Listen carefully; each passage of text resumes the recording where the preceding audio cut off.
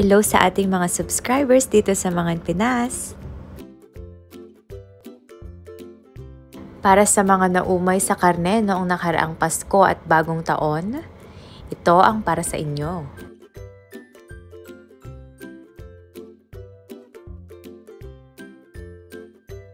Bago ang lahat, para sa mga hindi pa nakasubscribe, mag-subscribe na po kayo dito sa aming YouTube channel, ManganPinas.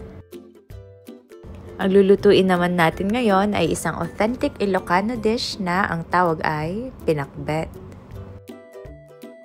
At ito ang ating mga ingredients.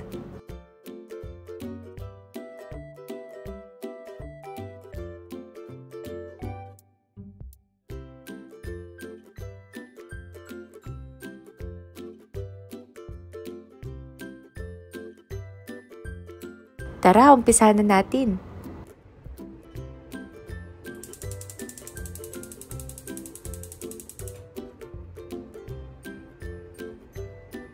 Painitin natin ang lutuan at igisa ang karne ng baboy. Hayaan itong magisa hanggang lumabas ang mantika nito.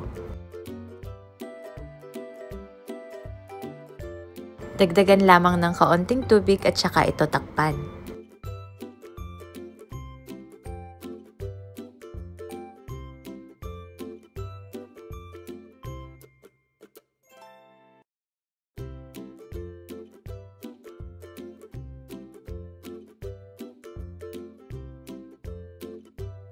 Nag-uumpisa ng lumabas ang mantika ng ating karne. Hayaan lang itong maging brown at hanggang lumabas ang lahat ng mantika nito.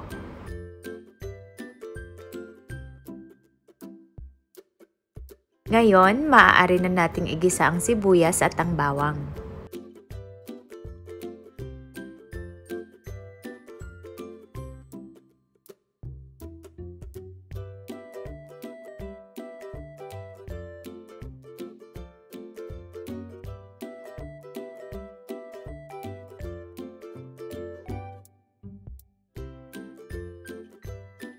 Haluin lamang ito hanggang maluto ang bawang at ang sibuyas.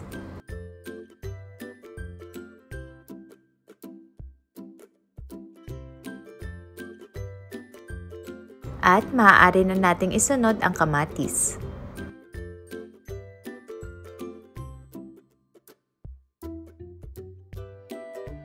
Hayaan itong magisa hanggang madurog.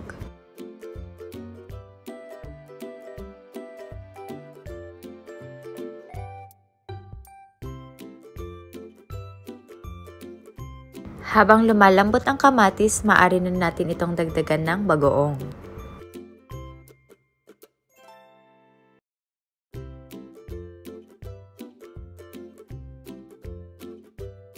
Haluin ito at hayaang kumulo ng 3 minuto.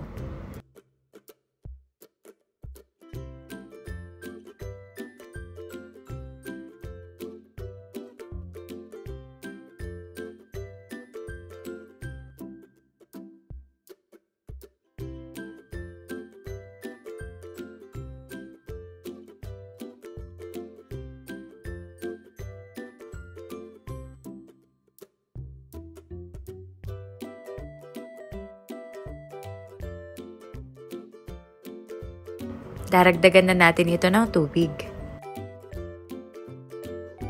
Ilagay na din ang pampalasa. Haluin ito. At maaari na nating idagdag ang gulay. Unahin na natin ang kamote.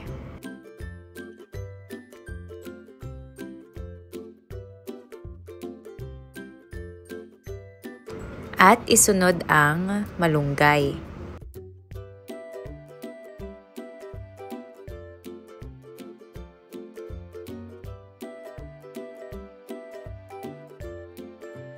At maaari na nating idagdag ang talong. Gumamit kami ng 2 klase, yung pabilog at yung pahaba.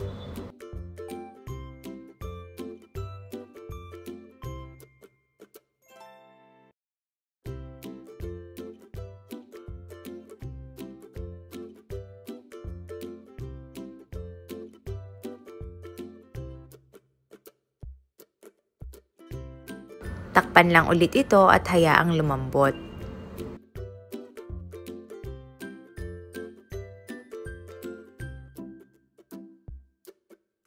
Ngayon, idadagdag na din natin ang ampalaya.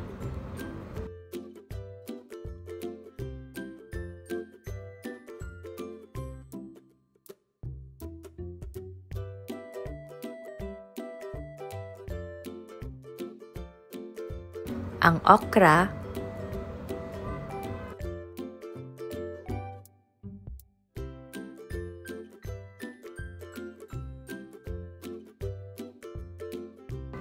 haluin ito upang pantay ang pagkakaluto.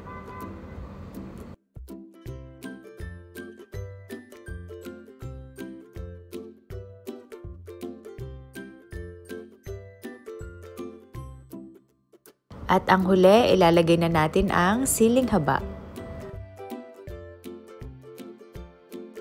At ayan, hayaan na lang itong maluto ng 5 minuto at ready na ang ating pinakbet.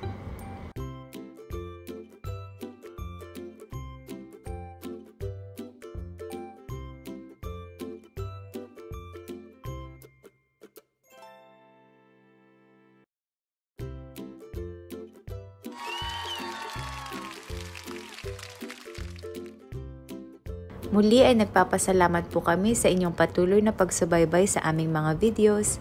Naway mag-subscribe po kayo sa aming YouTube channel, i-like ang aming Facebook page at i-follow ang aming Instagram account. Thank you! Cheers!